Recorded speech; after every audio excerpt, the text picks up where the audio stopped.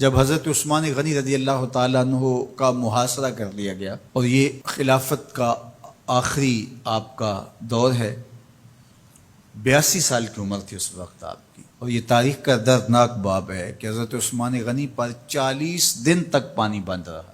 وہ ایک منصوبہ تھا، 3 لوگ 3 مختلف شہروں سے چلے، مصر سے، کوفے سے اور بصرے سے، 1,000 آدمی لے کر کے، اور مدینہ المنورہ میں پہنچ کر کے حضرت علی المرتضیٰ سے ملے، ام المومنین سیدہ عائشہ سے ملے، کبار اصحاب سے ملے۔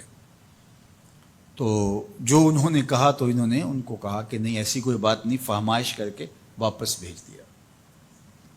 حضرت عثمان غنی رضی اللہ تعالیٰ عنہ پر اقربا پروری کا الزام عائد کیا تھا، تو انہوں نے کہا کہ کوئی ایسی بات نہیں ہے۔ پھر یہ تھا کہ آپ نے کم عمر گورنر، کم عمر لوگ مقرر کیے، تو حضرت عثمان نے کہا کہ حضرت اسامہ بھی تو کم عمر تھے، حضور نے ان کو اگر مقرر کیا ہے تو یہ تو مثال ہمارے سامنے موجود ہے۔ لیکن یہ ایک منصوبہ تھا، اس منصوبے کے تحت یہ 3 جگہوں سے لوگ آئے تھے۔ وہ 3 دن کی مسافت کے بعد پھر تینوں واپس آ گئے، تو یہ ایک سوالیہ نشان ہے کہ تینوں کیوں واپس آ گئے، کوئی ایک تو نہ آتا نا۔ تو یہ سب طے شدہ منصوبہ تھا، اور پھر انہوں نے مدینہ المنورہ کو گھیر لیا، اور جس طرح سے بلوائیوں نے حالات پیدا کر دیے۔ سیدنا علی المرتضیٰ رضی اللہ تعالیٰ عنہ تو شہر مدینہ سے باہر تشریف لے گئے تھے، اور اپنے بیٹوں امام حسن اور امام حسین رضی اللہ تعالیٰ عنہ کو حضرت عثمان غنی کے دروازے پر مقرر کیا تھا کہ ان کو ضرر نہ پہنچنے دینا۔ اب 700 صحابہ اجازت طلب کر رہے ہیں کہ آپ ان بلوائیوں سے نپٹنے کا میں جو ہے وہ اجازت نامہ مرحمت کریں، اور بہت سارے لوگ تو حج پہ جا چکے ہیں۔ یہ 18 ذی الحج کا واقعہ ہے جب آپ کی شہادت ہوتی ہے، تو وہ حج پہ جا چکے ہیں، تو جو یہاں موجود ہیں وہ اجازت طلب کر رہے ہیں۔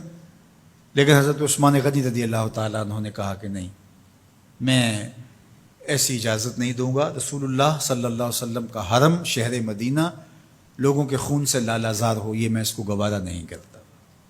افواج موجود ہیں، اور دنیا کی تاریخ میں آپ کو ایسا نہیں ملے گا کہ اتنی بڑی حکومت کسی کے پاس ہو اور وہ خود گھیر لیا جائے اور اس کا پانی بھی بند ہو جائے، اور وہ حکم دے کہ نہیں، میرے لیے آپ ایک قطرہ بھی خون نہیں بہائیں گے۔ بلکہ آپ کے غلاموں نے جب تلواریں اٹھا لی تو آپ نے فرمایا کہ میرا حکم ہے کہ تم تلواریں نیچے رکھو، بلکہ میں تمہیں یہ آفر دیتا ہوں کہ جو غلام لڑے گا نہیں اور یہ میرے سے عہد کرتا ہے وہ آزاد ہے۔ حضرت ابو ہریرہ رضی اللہ تعالیٰ عنہ، حالانکہ یہ پڑھنے پڑھانے والے لوگ تھے، تعلیم و تعلم سے ان کا تعلق تھا، لیکن وہ بھی تلوار لے کے حضرت عثمان غنی کے دفاع میں آ گئے۔ لیکن حضرت ابو ہریرہ رضی اللہ تعالیٰ عنہ کو بھی حضرت عثمان غنی روک دیتے۔ مالک بن اشتر کہنے لگا کہ ہم آپ کی دستبرداری کے خواہاں ہیں، آپ خلافت سے دستبرداری اختیار کر لیجئے۔ تو حضور علیہ الصلوۃ والسلام کے اس جانثار صحابی نے، حضرت عثمان غنی نے فرمایا یہ نہیں ہو سکتا۔ دستبردار کیوں نہیں ہوئے؟ لگتا تھا یہ سب سے زیادہ آسان تھا، لیکن حضور نے ارشاد فرمایا تھا، اے عثمان، تمہیں اللہ ایک قمیض پہنائے گا، لوگ اس کو اتارنا چاہیں گے، تم کبھی نہ اتارنا۔ تو اس سے مراد خلافت کی قمیض ہے، اور ان کی شہادت کی خبر بھی اللہ کے محبوب علیہ السلام نے دی تھی، اور اگر آپ دستبردار ہو جاتے تو یہ ایک کھلونا بن جاتا، بازیچہ بن جاتی خلافت۔ چند آدمیوں کے پریشر سے خلافت سے دستبرداری کرنا پڑتی۔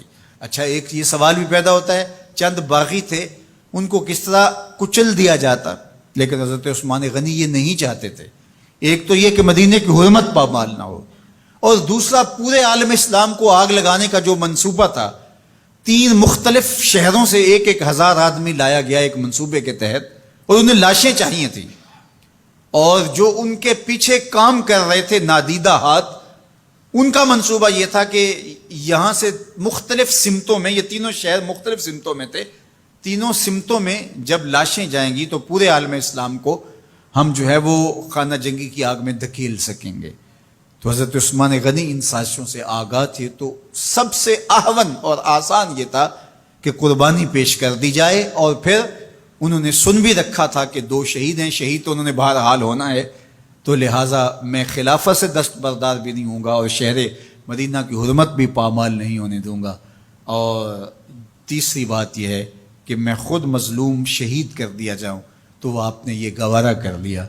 تو 18 ذوالحج تھا، جمعے کا ہی دن تھا، اور حضرت عثمان غنی رضی اللہ تعالیٰ عنہ روزے سے تھے، عصر کا وقت تھا، قرآن مجید کی تلاوت کر رہے تھے۔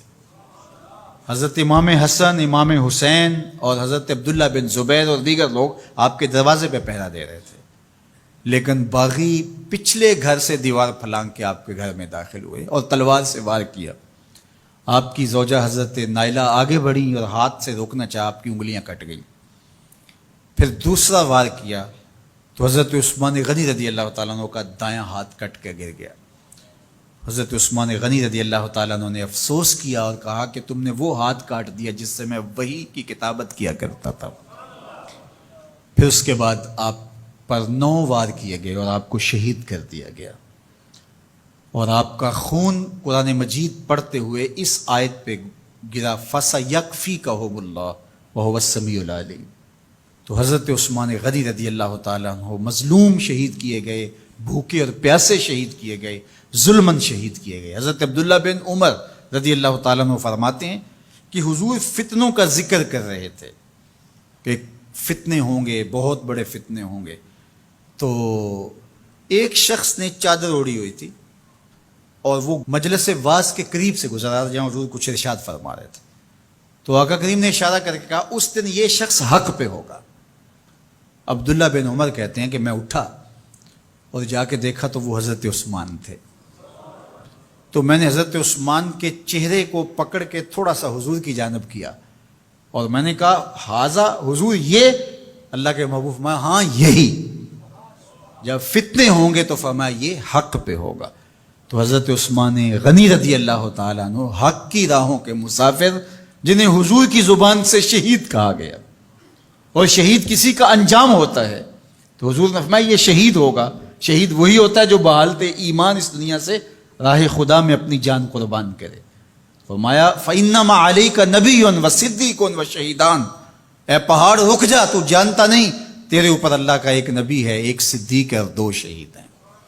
تو حضرت عثمان غنی رضی اللہ تعالیٰ عنہ عظمتوں کے مینار، اللہ اکبر۔ تو یہ حضرت عثمان غنی رضی اللہ تعالیٰ عنہ کا یہ کارنامہ تھا کہ آپ نے اپنی جان پیش کر کے امت کو جو ہے وہ فتنوں سے محفوظ کر لیا اور امت کو بچا لیا۔ حضرت عثمان غنی رضی اللہ تعالیٰ عنہ پہ کروڑوں رحمتیں، کروڑوں سلام۔ ہم آپ کی عظمت کو سلام پیش کرتے ہیں، عقیدتوں کا خراج پیش کرتے ہیں۔ حضور کی خدمت میں ایک جنازہ لایا گیا اور حضور سے عرض کی گئی حضور اس شخص کا جنازہ پڑھا دیجئے، تو حضور نے انکار کر دیا، کہا میں جنازہ نہیں پڑھاؤں گا۔ تو صحابہ نے عرض کیا یا رسول اللہ، کبھی ماضی میں ایسا نہیں ہوا، جب بھی کوئی جنازہ لایا جاتا ہے تو آپ جنازہ پڑھا دیتے ہیں اور آپ نے آج انکار کر دیا ہے؟ تو فرمایا یہ شخص میرے عثمان سے بغض رکھتا تھا اور اس کو اللہ نے بھی اپنی رحمتوں سے محروم کر دیا ہے۔ حضور نے اس شخص کا جنازہ نہیں پڑھایا جو مبغض عثمان غنی رضی اللہ تعالی عنہ۔ تو اب آپ اندازہ کیجئے وہ کتنا بدبخت شخص ہے جو حضرت عثمان سے بغض اور دشمنی رکھتا ہے۔ حضرت عثمان غنی رضی اللہ تعالی عنہ سے اللہ کے محبوب علیہ السلام نے کتنی خوبصورت ارشاد فرمائی، میں اس سے حیا کیوں نہ کروں جس سے اللہ کے فرشتے بھی حیا کرتے ہیں۔ یعنی عثمان غنی وہ ہیں جس سے اللہ کے فرشتے بھی حیا کرتے ہیں، اور جو عثمان غنی کا حیا نہیں کرتا اس سے بڑا بے حیا کون ہو سکتا ہے۔ حاکم نے مستدرک کے اندر روایت ذکر کی ہے کہ بہت سارے صحابہ حضور کی بہت ساری خوبیوں کے مظہر تھے، اور سب سے زیادہ حضور کے خلق کے مشابہ حضرت عثمان غنی رضی اللہ تعالیٰ، اور خلق میں سب سے اونچا درجہ حیا کا ہوتا ہے۔ تو حضرت عثمان غنی رضی اللہ تعالیٰ عنہ حیا کے اس مقام پہ فائز المرام تھے جو انہی کا مقصوم تھا۔ اللہ ہمیں حضور کے اہل بیت، حضور کے اصحاب، بلکہ حضور کے در کی مٹی کی تعظیم بھی نصیب کرے۔ اقبال نے کہا تھا خاک طیبہ از دو عالم خوش ترست، آن خنک شہرے کے آنجا دل برست۔ ہمیں تو طیبہ کی مٹی بھی اچھی لگتی ہے اس لیے کہ وہاں محبوب جو رہتے ہیں۔ تو محبت تو اس چیز کی متقاضی ہوتی ہے، محبوب کی راہوں کو بھی سلامی پیش کی جائے۔ تو جو حضور علیہ السلام کے ساتھ منسوب اتنی وقی نسبتیں ہیں ان کا احترام کیوں نہیں کریں گے؟ تو حضرت عثمان غنی تو داماد رسول ہیں، حضرت عثمان غنی تو ذو النورین ہیں، حضرت عثمان غنی تو حضور علیہ الصلوۃ والسلام کے محبوب اور حضور علیہ الصلوۃ والسلام کے پیارے ہیں، ان کو جنت کی بشارت دی گئی ہے، عشرہ مبشرہ میں سے ہیں، 4 جلیل القدر خلفاء میں ان کا نام شامل ہے، اور پھر حضور کی 2 صاحبزادیاں ان کے نکاح میں آقا کریم نے ان کو شہید خود قرار دیا، اور میرے اور آپ کے آقا و مولا نے کہا آج کے بعد کوئی عمل عثمان کو نقصان نہیں دے گا۔